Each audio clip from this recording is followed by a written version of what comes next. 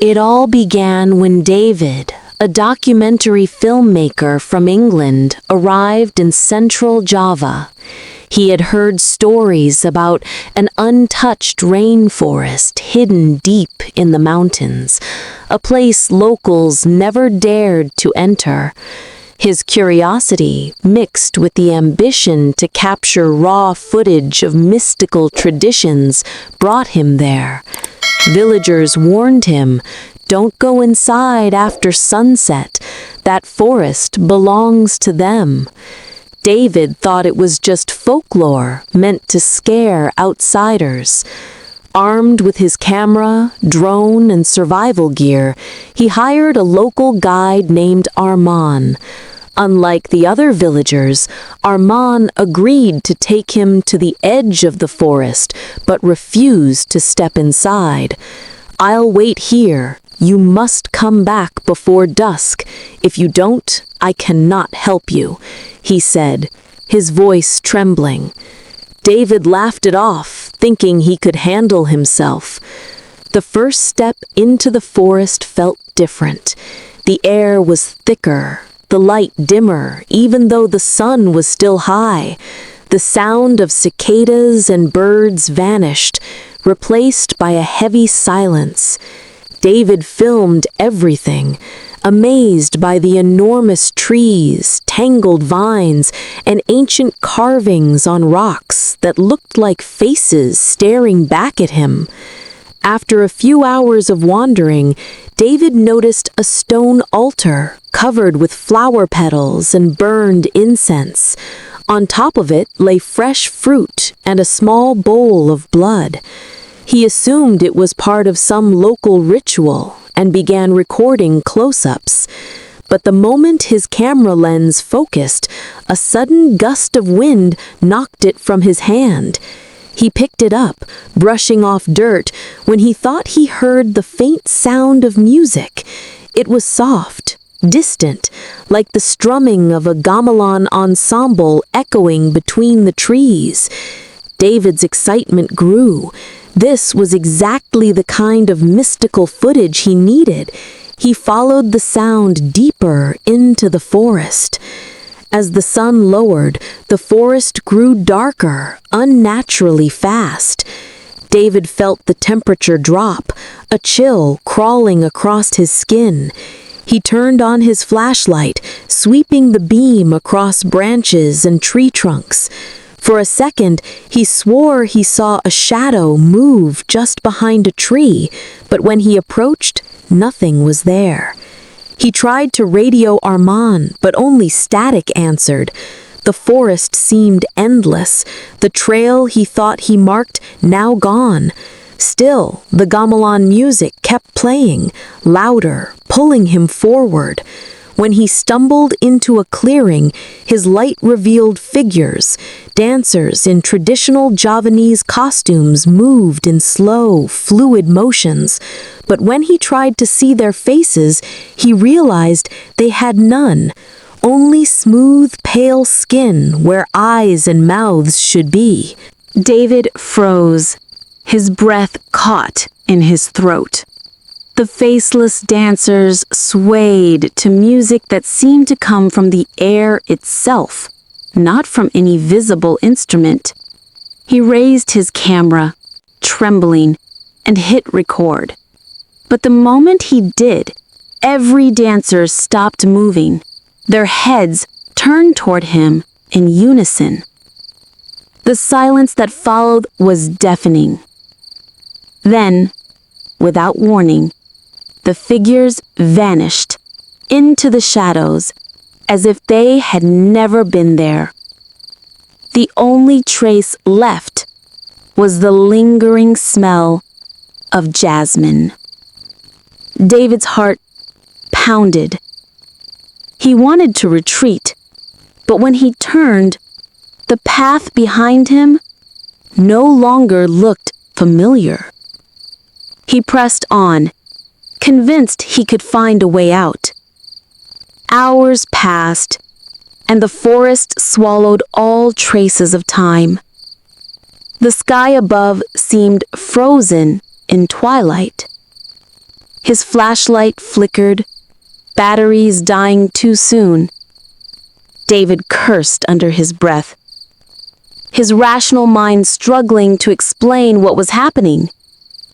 When he finally stumbled upon another stone altar, he noticed something chilling. This one bore carvings that resembled his face.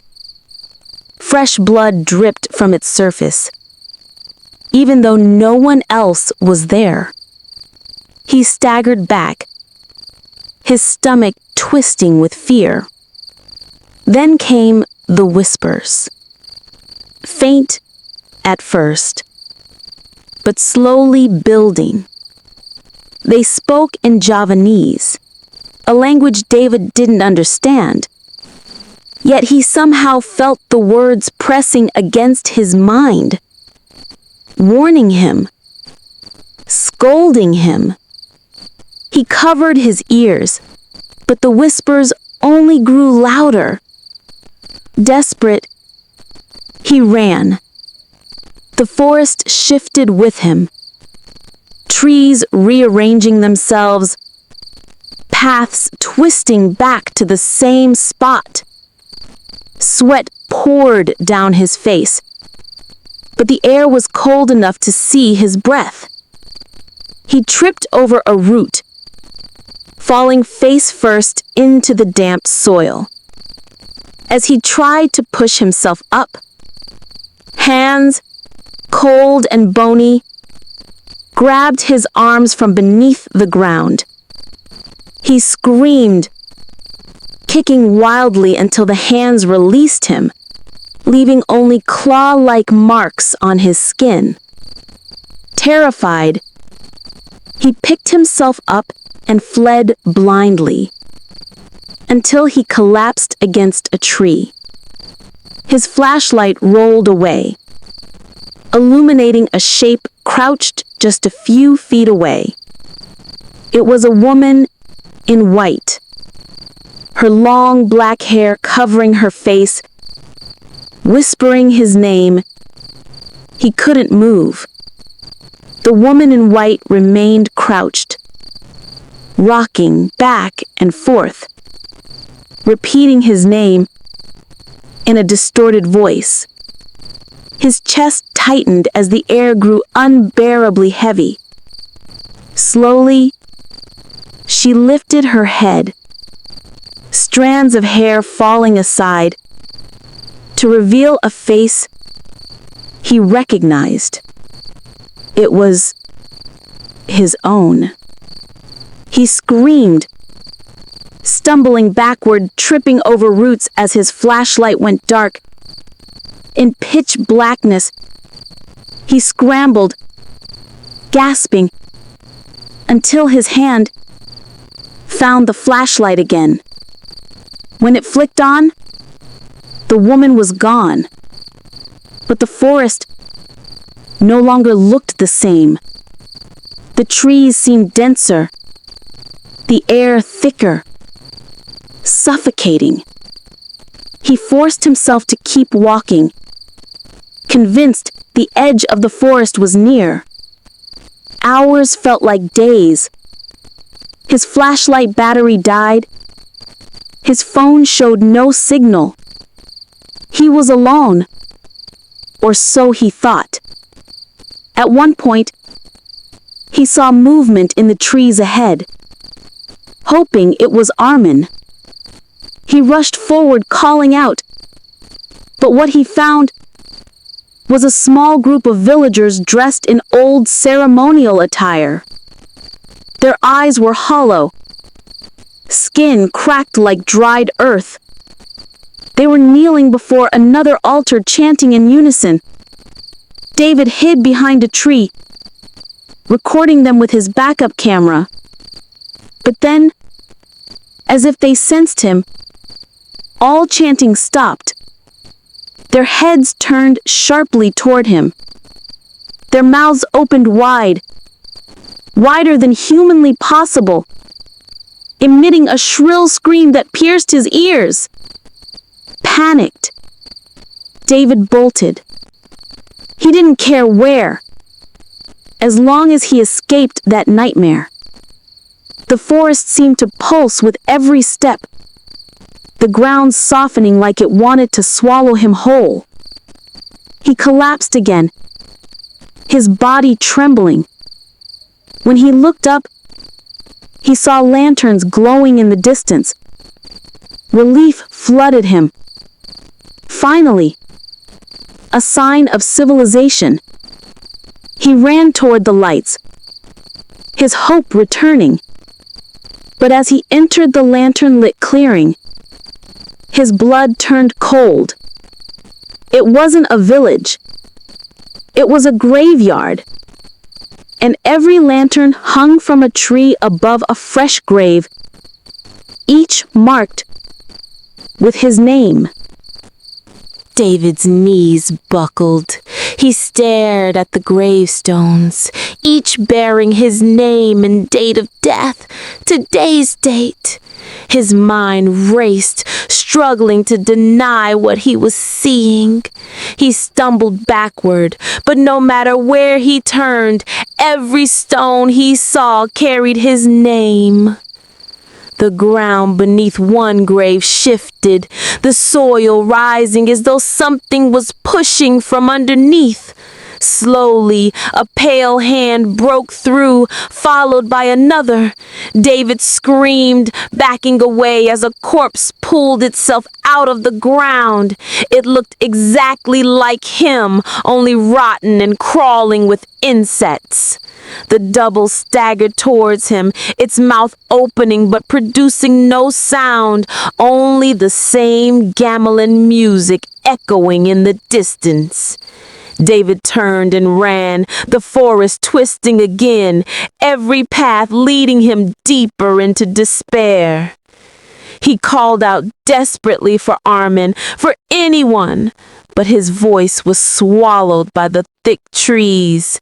Exhaustion and terror weighed him down, yet he pressed forward until he reached a river. The river should have been a relief, a landmark of escape, but its water ran black. Faces floated on the surface, eyes open, mouths gaping silently. As David leaned closer, one face suddenly lunged upward, snapping at him with jagged teeth.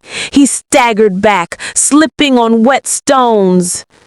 His fall dragged him into the water. The black liquid closed over him, icy cold, pulling him under. The faces swarmed, clawing at him, pulling him deeper. He thrashed wildly, lungs burning, until his hand broke the surface. Something gripped his wrist and pulled him out. He gasped for air, coughing violently as he looked up at his savior. It was Armin, or at least it looked like him. But when David blinked, Armin's eyes were pitch black, and his voice was not his own. David stumbled backward as the figure resembling Armin approached. Its smile stretched unnaturally, revealing rows of jagged teeth. "You should not be here," it hissed, though the voice was layered with many tones. Men, women, even children, all speaking at once. David tried to run, but the thing moved faster, appearing in front of him with every step. Its body flickered, sometimes human, sometimes shadow, sometimes a skeletal form. David screamed and hurled a rock at it, which passed through as though it were smoke. The entity leaned closer, whispering in his ear, "They already marked you. There is no way back." Its breath was icy, and David felt his skin burn where the words touched him. He stumbled away blindly, crashing through undergrowth until the whispers faded. At last, he found himself in another clearing. This one was eerily still, with a giant banyan tree at the center. Red cloths were tied to its branches, offerings scattered around its roots. He felt an overwhelming pressure in his chest, as though unseen eyes bore into him. The tree's trunk seemed to pulse, veins running across its bark. As David stared, shapes began to emerge, faces, hundreds of them, trapped in the bark, their mouths open in eternal screams. Some of the faces looked old, others fresh, and one of them looked like him. A sharp pain exploded in his head. Visions flooded his mind. Travelers, soldiers, villagers, all lured into this forest over centuries, their souls trapped in the tree. He understood now. This was no ordinary place. It was a prison for the lost. David collapsed, clutching his skull, when he felt something crawling across his back. He turned to see black vines slithering towards him, wrapping around his limbs. He fought to tear them off, but they tightened, dragging him slowly towards the tree. Desperate, he screamed into the darkness, praying someone would hear. But the only answer was the sound of Gemelin, now pounding loudly as if celebrating his capture. David struggled against the vines, his nails breaking as he clawed at them. His flashlight flickered back to life just long enough to show dozens of shadowy figures circling the banyan tree. They moved rhythmically, like dancers, their faceless heads tilting toward him with each beat of the invisible gamelan. He shouted, begged, but the figures only swayed, their arms rising and falling in unison. The vines dragged him closer to the tree, and he felt the ground beneath him shift, turning soft like flesh. His fear twisted into rage, and with a final burst of strength, he yanked a knife from his pack and slashed the vines. The moment the blade touched them, the figures screamed, an ear-splitting cry that rattled the forest. The vines recoiled, writhing back into the earth. David staggered to his feet, blood dripping from his arms, and ran without looking back. Branches tore at his skin, roots clawed his ankles, but he pushed on, guided only by instinct. Finally, he stumbled into a patch of moonlight, gasping. There he saw a wooden hut, dimly lit by a single oil lamp. Relief surged through him. He rushed to the door, knocking desperately. An old woman answered, her eyes tired yet sharp. "You should not have come," she whispered, pulling him inside. The hut smelled of herbs and smoke. Strange symbols covered the walls, and offerings sat in every corner. David tried to explain, but she raised a hand to silence him. "I know what you saw. The forest does not forgive trespassers." She handed him a small pouch filled with ash. "This may help you leave, but only if they allow it." Her voice trembled as she spoke. "Do not look back, no matter what you hear." David nodded, clutching the pouch, his heart racing with both hope and dread. Armed with the old woman's charm, David stepped back into the night. The forest seemed quieter, but the silence felt heavier than ever. He kept the pouch close to his chest, whispering prayers he didn't believe in. every step was torture. The trees leaned closer, their branches scraping together like fingernails. From behind he heard voices calling his name. Arman, his mother, even his own voice. He clenched his teeth, refusing to turn. The woman's warning echoed in his mind. Do not look back. The voices grew louder, pleading, begging, then screaming. His body shook with the urge to look, but he pressed forward, eyes fixed on a faint glow ahead. The glow revealed the edge of the forest. Relief nearly overwhelmed him. He stumbled faster, tears welling in his eyes. Just a few more steps and he'd be free. But then the gamelan began again, louder than before, thunderous, shaking the ground. The air turned cold, his breath visible in thick clouds. The forest roared with life, as if the trees themselves were chanting. Shadows raced past him, faceless figures darting between trunks. They reached out with long fingers, brushing against his shoulders, but he forced himself onward, clutching the pouch until his knuckles bled. At last, he broke through the tree line, collapsing onto open ground. The night sky stretched above him, full of stars. He gasped, laughing in disbelief, the pouch still clutched in his hand. But when he turned to see the forest behind him, it wasn't there. Instead, he saw endless darkness, stretching forever.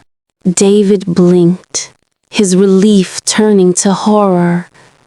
The village, the mountains, the stars, all gone. He was standing in a vast emptiness, the ground black, the air suffocating. Behind him, the sound of gamelan grew distant, replaced by whispers circling around him. He screamed for help, for anyone, but his voice echoed endlessly. Then he noticed shapes emerging from the dark, figures, hundreds of them, faceless, drifting closer. Among them, he recognized himself, his own reflection walking toward him. The duplicate smiled, holding out a hand. David shook his head, backing away, but the ground beneath him crumbled. He fell to his knees, realizing the black soil was made of ash and bone. The pouch of ash slipped from his grasp, scattering into the void. The faceless figures reached for him, their cold hands gripping his body. He thrashed, screamed, but they dragged him down into the ash. His last sight was his duplicate's hollow smile, watching as he was swallowed whole. Then, silence. The void consumed everything. The forest was gone, the night erased, leaving nothing but darkness. Back at the village, Arman sat alone at the forest's edge. He had waited for hours, knowing David would not return. With a heavy sigh, he whispered a prayer and walked away, never speaking of the foreigner again. The villagers would later say the forest claimed another soul, as it always had, and deep within, beneath the ancient banyan tree, a new face appeared in the bark, David's, frozen in a silent scream. And so, the forbidden forest of Java remained, waiting patiently for the next traveler foolish enough to enter.